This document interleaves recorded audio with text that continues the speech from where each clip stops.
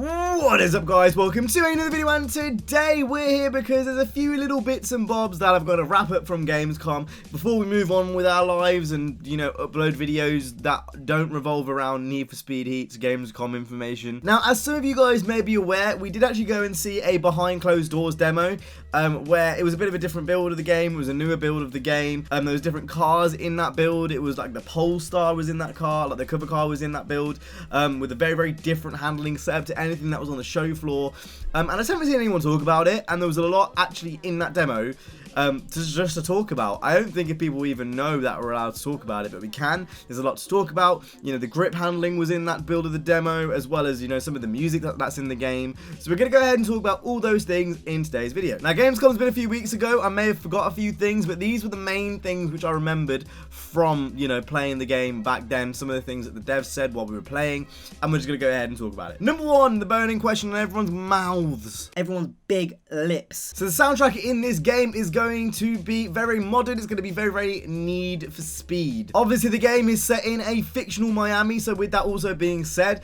the kind of soundtrack's really going to take from that. It's very, very Latin American, a bit of electronic, a little bit of rap, and that's kind of what it all revolves around. I can't sit here and say I remember specific songs for you guys. I'm not gonna, you know, make promises of stuff. You know, like I just don't remember the songs. It's been a few weeks now since Gamescom, maybe even a month.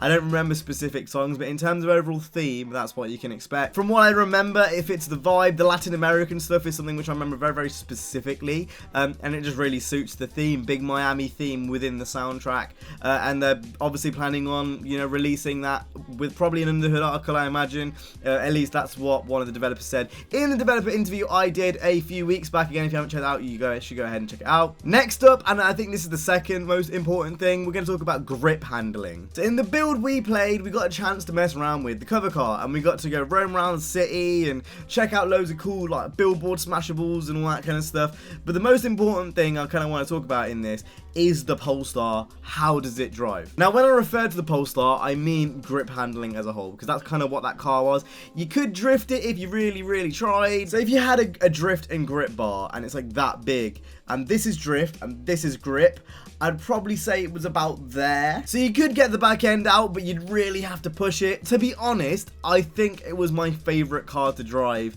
that I have driven so far. It was playful, but at the same time, if you just wanted to grip, you could.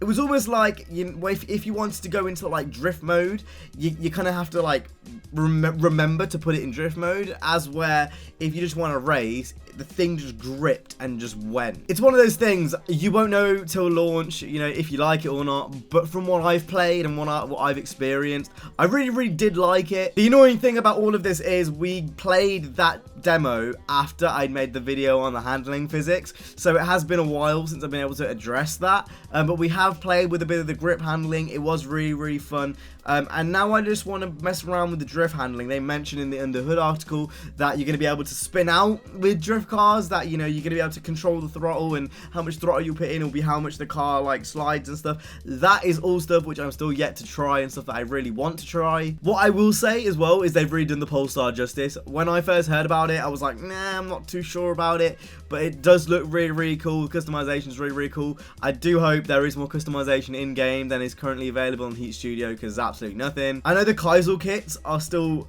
pre-order bonuses. That's why they're not in Heat Studio. So I'm not sure if the Polestar does have a Kaisel kit, but I beg to God it actually does in the full game, because there's just not enough customization on the kit on the hero car within Heat Studio at the moment. And then on top of that, we also got to go ahead and roam the open world. This is actually a map that a guy over on Reddit did. I think it was CLK Gaming GTR, something like across those lines.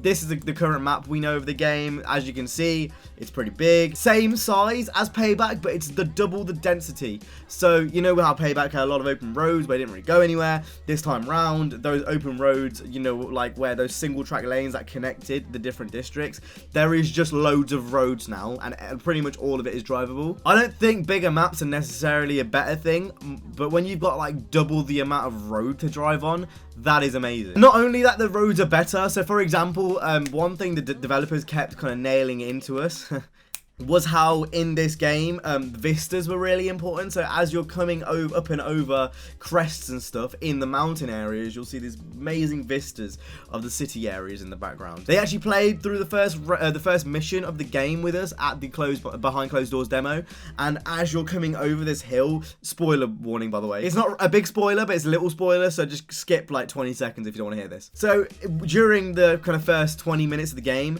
you'll come over this crest in the mountain areas of the game, and we'll have this huge revealing of the city in the background with all the lights and the skyscrapers, and it's the way it's presented is really cool, makes it feel special, it makes it feel like you're in a living city. And that's just one thing that I wanted to talk about quickly because I don't feel like anyone's mentioned it. The way they present the world now is sick. I'm not sure if you guys remember from the ESP 2015, but you know, you could pretty much see most of the areas from the high mountaintop areas. So like if you were in El Rey, you could see into the city, etc. It's kind of the same this time around. You know, you can kind of see little landmarks in the distance to drive to.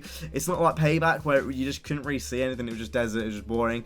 You can actually see things now, which is pretty cool. As well as that, this picture got launched or released the other day where we can see the M3 GTR in the background. Thought I'd just quickly mention that since we're doing a little news roundup. And that's it really. Yeah, that's kind of your news roundup of things that we haven't talked about. I'm not going to be speaking about Need for Speed Heat now in terms of news unless anything new comes out. That is basically everything I know from Gamescom, whatever. I might make a few videos talking about topics that I kind of didn't like in the game or did like in the game in this kind of period where we haven't got an under the hood article. But in terms of news from Gamescom, that is me completely done. So hope you guys enjoyed. If you did, hit the like, subscribe for more Need for Speed Heat and other racing games and just sick shit. I will see you guys in the next one. You guys have been awesome. Stay safe and peace.